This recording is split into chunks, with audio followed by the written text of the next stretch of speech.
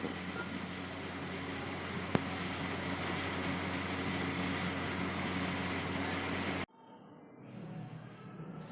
student, welcome to my video for class 10. Subject Biology, Chapter 6, topic name is Digestive System, Part 3. जैसे digestive system को हमने 2 video के अंदर पढ़ा था, आज हम उसके थर्ड पार्ट को पढ़ेंगे।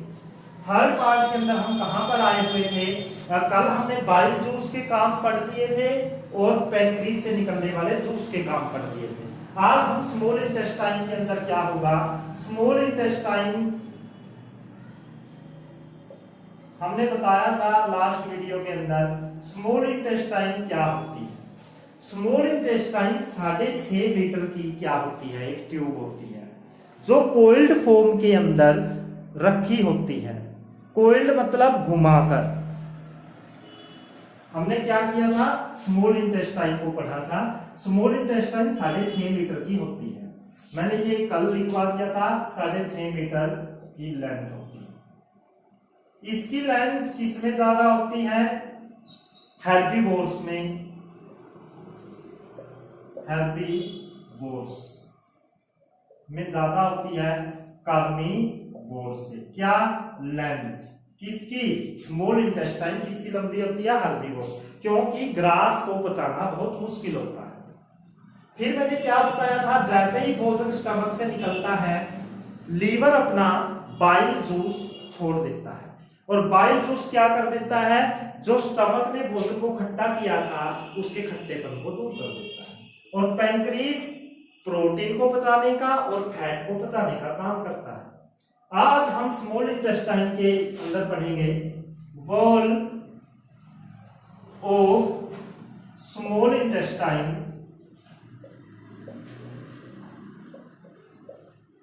स्मॉल इंटेस्टाइन ये 6.5 मीटर की रेड कलर में जो दिखा रखी है, रिलीज क्या रिलीज करती है? Intestinal juice.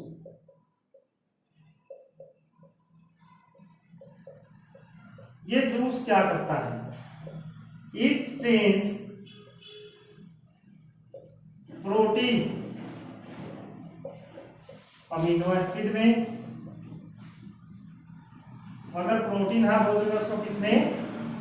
फैट को ग्लिसरॉल में, या फैटी एसिड बोल सकते हो।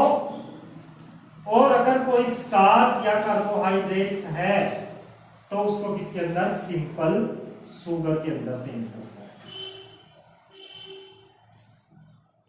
यानी ये क्या क्या काम करता है? प्रोटीन को अमीनो एसिड में, फैट को ग्लिसरॉल में और स्टार्च को सिंपल शुगर के अंदर चेंज कर। अब भोजन का डाइजेशन कंप्लीट हो गया, अब आएगा अब्जॉर्प्शन।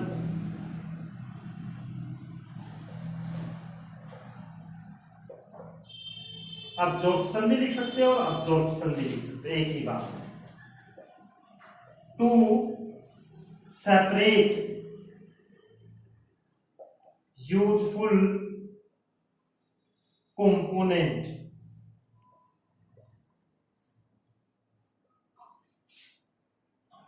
From food.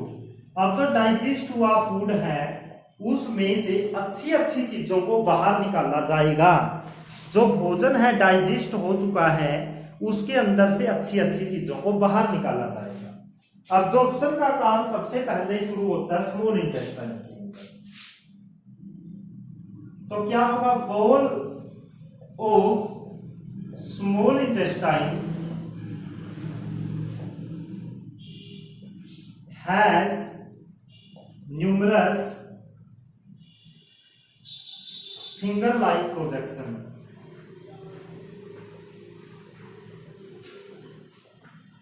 ये कहता है कि जो छोटी आंत है इसके अंदर ऐसे उंगली सी बनी होती है और उन उंगलियों को क्या बोला जाता है?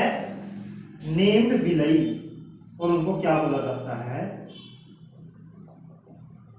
विलई बोला जाता है।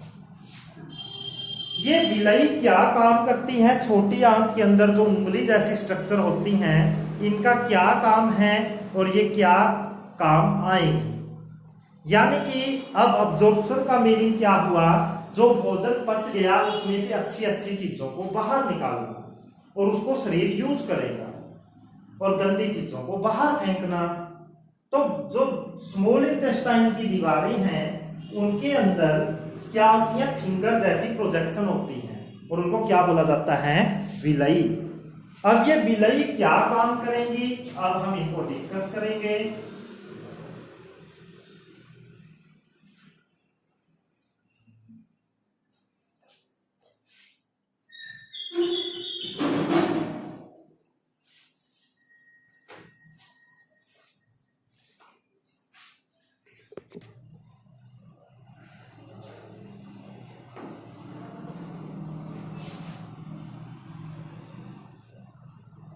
Villi has extensive network of blood vessels.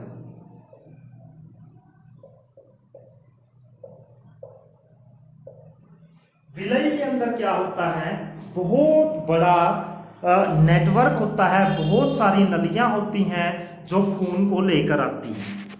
वो क्या करती हैं, खून को लेकर आती हैं, किसके अंदर, विलय के अंदर। अब फंक्शन ऑफ विलय क्या है, फंक्शन ऑफ विलय, विलय क्या क्या काम करती है, विलय क्या करती है, फर्स्ट है it increase the surface area for absorption of food या न्यूट्रिएंट। ये न्यूट्रिएंट के अब्जॉर्ब करने की जगह को बढ़ाती हैं। अब देखो, मान लो कोई सीधी चीज है, एक उसके अंदर ऐसे छोटी छोटी उंगली निकली हो, तो अब देखो सीधी चीज में तो एरिया कितना होगा, सिंपल होगा, जैसे ये है।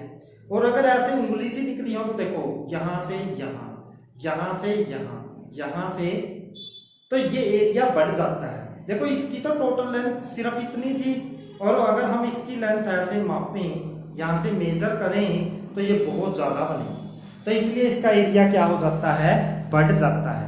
भोजन को ऑब्जॉर्व करने का एरिया बढ़ जाता है, किसके द्वारा, विलय के द्वारा। सेकंड, इट एब्जॉर्ब न्यूट्रिएंट्स, ये न्यूट्रिएंट्स को ऑब्जॉर्व करती है, एंड मिक्स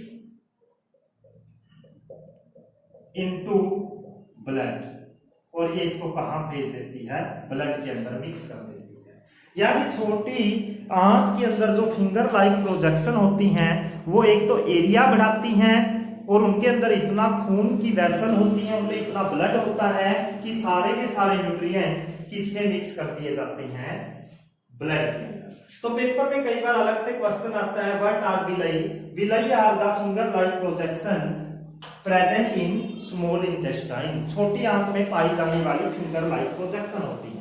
इनका फंक्शन क्या होता है, it increase the surface area for absorption of food, भोजन को ऑब्जॉर्व करने का ये एरिया बढ़ा देती हैं, और क्या काम आती हैं, it absorb nutrient and mix into blood, और ये ब्लड के अंदर मिक्स कर देती हैं सभी न्यूट्रिएंट्स को। अब आगे हम पढ़ेंगे इसका फोर्थ पार्ट, असेमिलेशन।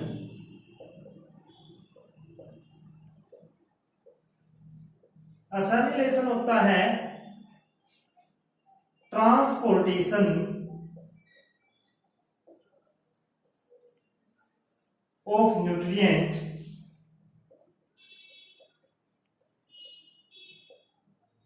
To cells. जो न्यूट्रिएंट्स यहां पर भोजन से अब्जॉर्ब किए हैं, किसने, विलय ने, विलय उनको ब्लड के अंदर मिक्स करेंगी, और ब्लड उनको कहां लेकर जाएगा, सेल्स तक लेकर जाएगा। इस प्रोसेस को बोलते हैं असेमिलेशन। तो हम इसमें लिखेंगे blood carry nutrients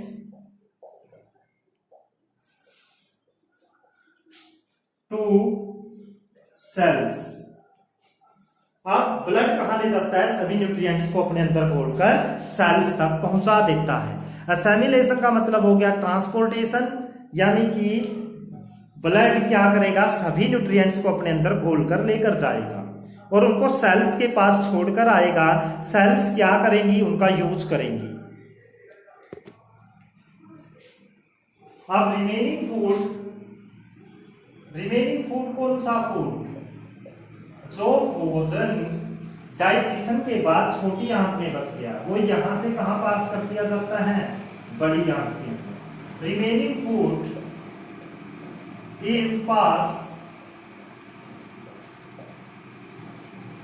to large intestine. अब भोजन को बड़ी आंत के अंदर पास कर दिया। अगर हम देखें लार्ज इंटेस्टाइन क्या करती है? Large intestine it is wider pipe या वाइडर ट्यूब। ये एक चौड़ी ट्यूब होती है, ये रही, ये देखो ये चौड़ी ट्यूब है। Its length is about 1.5 metre. इसकी लेंथ 1.5 मीटर होती है और ये छोटी आंत के ऊपर से कोइल्ड होती है। ये फंक्शन क्या काम करती है? It absorb water. ये सिर्फ वाटर को ऑब्जॉर्व करती है, इसका काम और कुछ भी नहीं है, सिर्फ वाटर को ऑब्जॉर्व करना है। अब जो भोजन बच गया उसको किस में पास कर दिया जाएगा? रेक्टम के अंदर। अब हम इसका 5th पॉइंट पढ़ेंगे, एक्सक्रीशन। एक्सक्रीशन क्या होता है? Removal of waste. अब बॉडी के अंदर जो बच गया, पानी अब्जॉर्ब करने के बाद जो मटेरियल बचेगा उसको हम वेस्ट बोलेंगे और उस वेस्ट को बॉडी से बाहर निकालने के प्रोसेस को क्या बोला जाएगा? एक्सक्रीशन। एक्सक्रीशन के अंदर क्या किया जाएगा? सारे के सारे वेस्ट रिमूव किए जाएंगे। तो इसके अंदर पहला पार्ट आता है rectum. It is tubular part.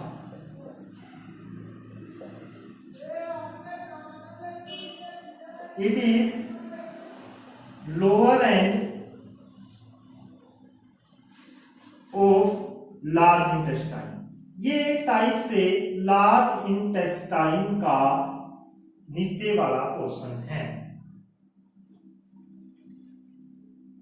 ठीक है, ये भोजन को पास करेगा। It pass waste to एंस।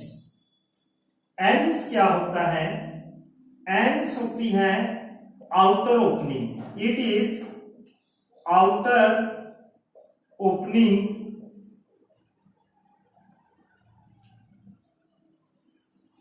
Where या विच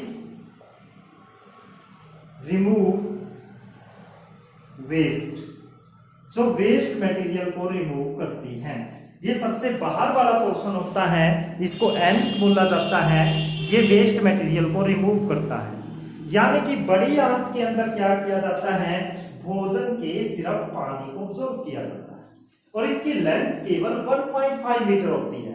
लेकिन हम इसको लार्ज इंटेस्टाइन बोलते हैं, लेकिन इसकी लेंथ 1.5 मीटर और एक को स्मॉल इंटेस्टाइन बोलते हैं, उसकी लेंथ 6.5 मीटर। रीजन है ये वाइड होती है, इसके वाइड होने के कारण इसको लार्ज इंटेस्टाइन बोला जाता है। फिर इसके बाद भोजन इसके नीचे वाले पोर्शन में आता है, उस नीचे वाले पोर्शन को रेक्टम बोलते हैं, जहां पर वेस्ट मटेरियल को एंस में पास किया जाता है और एंस का खुलना और बंद होना एंस पिंचर के द्वारा रेगुलेट किया जाता है। एंस पिंचर एंस को क्या करता है? खोलना और बंद होना रेगुलेट करता है। सम एक्स्ट्रा पॉइंट्स, कुछ एक्स्ट्रा पॉइंट बताएंगे। एलिमेंट्री कैनाल की टोटल लेंथ 10 मीटर के करीब होती है। लगभग 10 मीटर का ये पूरा का पूरा एलिमेंट्री कैनाल हो सकता है। दूसरा, स्मॉल इंटेस्टाइन को हम 3 भागों में डिवाइड करते हैं। मान लो ये स्मॉल इंटेस्टाइन है, इसके ऊपर वाले पार्ट को बोलते हैं ड्यूडेनम। ये ड्यूडेनम पार्ट ही है जो लीवर के और पैनक्रीज के सेक्रेशन को रिसीव करता है, और जो इसका मिडल पार्ट है वो जेजुनम बोला जाता है, और नीचे वाला पार्ट इसका इलियम बोला जाता है। यानी स्मॉल इंटेस्टाइन 3 पार्ट में डिवाइड हो गए, ड्यूडेनम, जेजुनम एंड इलियम। तो जो सेक्रेशन को रिसीव करता है वो ड्यूडेनम होता है, जो डाइजेशन का काम हेल्प करवाता है वो जेजुनम, और यहां पर बीच में क्या होता है, एब्जॉर्प्शन होता है। फिर यहां पर स्मॉल इंटेस्टाइन के यहां एंड पर कह सकते हैं, यहां पर एक पार्ट होता है ये छोटा सा, इसको बोलते हैं अपेंडिक्स। ये अनएक्टिव है, ये आजकल एक्टिव नहीं होता। अपेंडिक्स पुराने समय में जब मनुष्य ग्रास खाता था तब एक्टिव होती थी, और ये क्या करती थी, ग्रास को पचाने में सहायता करती थी। लेकिन आजकल मनुष्य ग्रास को पकाकर खाता है, यानी जितने फ्रूट्स वगैरह जो कुछ भी चीजें हैं, आजकल अपेंडिक्स का कोई यूज नहीं है। लेकिन ये वेस्टिकल ऑर्गन के रूप में पाई जाती है, यानी कि ये जैसे कि अवशेष है, ऑर्गन का क्या है, अवशेष। ये जिस समय ग्रास खाते थे उस समय काम आती थी, आजकल इसका कोई यूज नहीं है। लेकिन कई बार ये कई रीजन की वजह से एक्टिव हो जाती हैं, फिर इसका ऑपरेशन करवाना पड़ता है, या ये फूल जाती है, सूजन आ जाती है इसके अंदर, फिर इसका ऑपरेशन करवाना पड़ता है। यानी कि हमने आपको एक एक्स्ट्रा पार्ट बताया जिसको बोलते हैं अपेंडिक्स, ये आपने नॉर्मल सुना भी होगा। और स्मॉल इंटेस्टाइन को 3 पार्ट में डिवाइड किया, ये हायर लेवल की स्टडी में आते हैं, जिसको +1 में स्टडी किया जाता है, ड्यूडेनम, जेजुनम और इलियम। और इसके अलावा लीवर होता है, जो लीवर अपने जूस को छोड़ता है, बाइल जूस को, लेकिन उसको कलेक्ट कौन करता है, गाल ब्लैडर। गाल ब्लैडर उसको कलेक्ट करके भेजने का काम करता है। यानी कि गाल ब्लैडर लीवर से आने वाले जूस को स्टोर करता है और फिर उसको भेजता है। तो हमने इस वीडियो के अंदर हमने पढ़ा पूरे डाइजेस्टिव सिस्टम को ह्यूमन बीइंग के डाइजेस्टिव सिस्टम को एलिमेंट्री कैनाल भी बोल सकते हैं, और इसकी लेंथ 10 से 12 मीटर की हो सकती है। इसका स्टार्टिंग पॉइंट कहां से होता है, माउथ से। यानी कि अगर हम डाइजेस्टिव एलिमेंट्री कैनाल की बात करें, ये माउथ से स्टार्ट होती है और कहां खत्म होती है, एंड्स पर। माउथ से डाइजेशन स्टार्ट होता है। माउथ एक ऐसा पॉइंट है जहां से डाइजेशन शुरू होता है, और ओसोफेगस और लार्ज इंटेस्टाइन, 2 ऐसे पार्ट हैं जहां पर भोजन का डाइजेशन नहीं होता। यानी भोजन का सिर्फ अब्जॉर्प्शन हो सकता है लार्ज इंटेस्टाइन में, मतलब पानी का होता है, भोजन का भी नहीं होता वहां पर वैसे तो, लेकिन हम वहां पर बोलेंगे नो डाइजेशन। यानी कि क्वेश्चन पेपर में क्वेश्चन पूछा जाता है, name the part of elementary canal where no digestion of food take place. Digestion कहां पर नहीं होता, तो हम बोलेंगे ओसोफेगस एंड लार्ज इंटेस्टाइन। तो ये 2 आंसर होंगे। और डाइजेशन स्टार्ट कहां से होता है, माउथ से। ये भी ध्यान रखेंगे, ये एक्स्ट्रा पॉइंट पूछे जाते हैं पेपर में। अगर कई बार पूछा जाए कि लीवर का कौन सा पार्ट जूस को छोड़ता है, तो लीवर छोड़ता है, स्टोर कौन करता है, गाल ब्लैडर, और कौन सी चीज है जो उसको पहुंचा कर आती है, ये पाइप, इसको बोलते हैं सिस्टिक डक्ट। कौन सी डक्ट, सिस्टिक डक्ट। ये उस सेक्रेशन को पहुंचाने का काम करती है। कहां तक पहुंचाती है ये पहुंचाती है स्मॉल इंटेस्टाइन तक। यानी कि इतने सारे अंगों के कॉम्बिनेशन से ही भोजन पचता है। अगर हमारे शरीर में एंजाइम नहीं होंगे तो भोजन के एक टुकड़े को पचाने में लगभग 3 साल का समय लगेगा।